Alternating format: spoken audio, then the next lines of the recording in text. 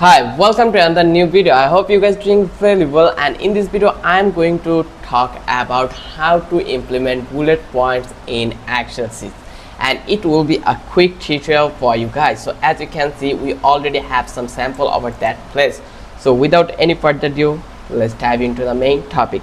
So here, if you want to add a bullet point over here, you just need to be type alt plus numeric 7. This is the simplest way and first method. Here you can see when I will click on alt 7, then it will implement it over that place, the easiest way. And if I talk about to the same way, then I will give you the another way, that is go to the insert and find out the symbol option. You will find out the symbol option in the symbol section.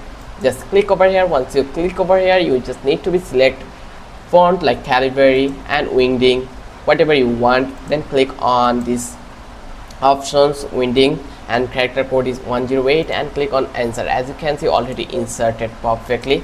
This is the second method. And if you want to add bullet points another way, then you just need to be go visit on the home and find out the conditional formatting. You will find out in style format. Then you just need to be click over here and you will find out icon set. In here you can see we have various options like shapes and many more. So I'm going to use this one. So as when I click over there, now you can see our bullet point has been implemented perfectly. So in this video I give you 3 methods. I hope this will be helpful for you, and if you think this was helpful, then don't forget to subscribe our channel and don't forget to hit the like button. Till then, have a good day.